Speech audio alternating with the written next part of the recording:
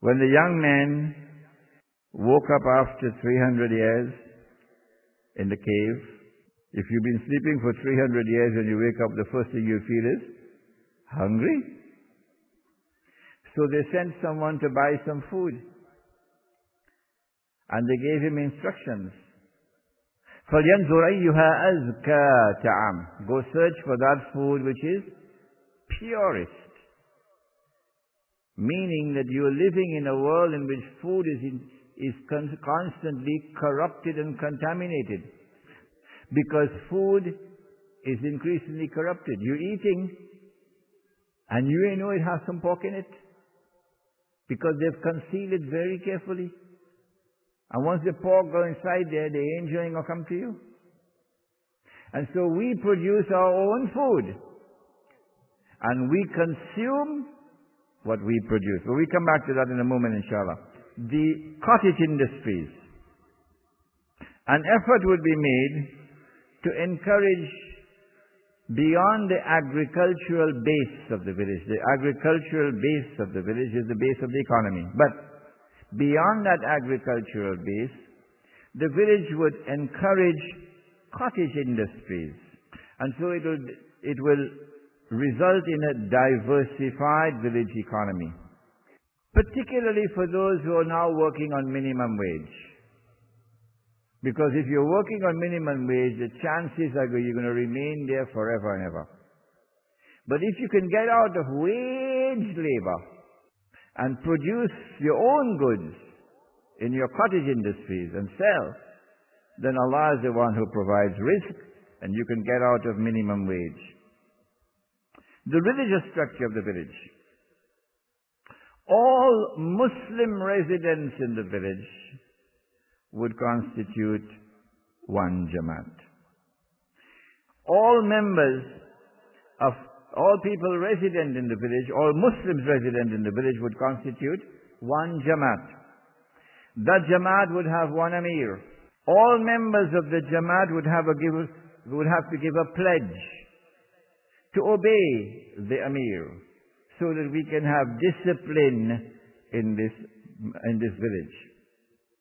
Any villager who is unwilling to obey the Amir, despite our efforts to convince him to do so, would have to leave the village. And so the lawyers are going to have to work out a legal system that would make it possible for us to remove him from the village. The Amir, in turn, would have an obligation to establish Islam in the Jamaat. It is not sufficient for us to be preaching Islam. Lecture after lecture after lecture after lecture. Man, we're tired hearing you, man. Why don't you establish this thing? You're talking. Why don't you establish it? And so the Emir will have an obligation to establish Islam in the village. When you establish Islam, then your da'wah now has a second part. You will say, come brother, come sister, come see Islam. Come and see Islam. It will be a living force, and the truth will attract people to it. You don't have to do it. The truth itself will attract the hearts of people. What about disputes in the village? Disputes which are now solved with cutlass. The village of old in Trinidad, the village of old regulated its disputes through a village panchayat. Isn't it? So why do you want to come to attack us now if we want to bring back the panchayat? It's only Lloyd Best who could do it and we can't do it. This is a village court. And it works only to the extent that villages respect it and villages are willing to submit to its decisions. Our panchayat will be headed by in Trinidad they call it Qazi. The correct pronunciation is Qadi. And Haji Ruknuddin, rahimahullah, was Qazi, wasn't he? That is the village judge. So the village panchayat would be headed by a village Qazi or Qadi, who would decide all disputes in accordance with the Sharia. Our goal in establishing the panchayat, in establishing the economic system of the village, in establishing the political structure of the village, our goal is to so establish justice in the village that we eventually succeed in achieving a virtually crime-free village, which would be the envy of the rest of the country. In addition to this brief description of the layout, the structure, the functions of the village, let us go on to speak in a little bit more detail about the benefits of establishing Muslim villages. Anybody you know who was kidnapped recently? Who was murdered? The lady come home with her car, and as she get out of the car to open the gate, the fellows came and killed her. I don't know who he did it. Or they went and they pick up the child, playing, kidnap the child, they want $10 million now. It's happening more and more.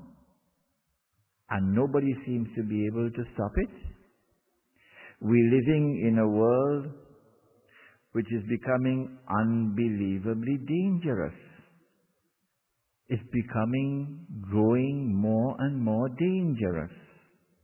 Murder, random killing, gang warfare, kidnapping, including the kidnapping of children, rape, robbery, all of these things are becoming commonplace that we didn't have when we were children growing up. Now that we have understood the world from the Quran, we know it's going to get worse tomorrow. We have a duty to protect ourselves and our families. Well, how do the rich solve the problem? The rich solve the problem by moving to gated communities, gated enclaves, walls around and gates, where only the rich can live. They employ heavily armed security guards with guard dogs and sirens and security alarms and this and that and the other. And so the rich ensure their own security. But in the process, they literally throw the poor to the dogs. That's happening all over the world today. Such a solution, we argue, it demeans and it antagonizes the poor, and it earns their hatred. Can we build a village where the rich and the poor will live side by side? Can we build a village which would take charge of its own security without having to employ security guards? A village where the rich and the poor would both engage simultaneously in establishing community-organized collective security for the village. So you're not going to sleep on your bed every night. No matter who you are, rich or poor, a few nights of the week you're going to be out there patrolling. It doesn't matter who you are, rich or poor. We believe that Islam can bring the rich and the poor together to live in such a fraternity. We believe that Islam can put a rich man to function alongside a poor man in watchmanning and patrolling. If our experiment succeeds, then Insha'Allah, residents can sleep with their windows open. There will be no need for iron bars and burglar proofing when you build your houses. So your houses won't look like prisons.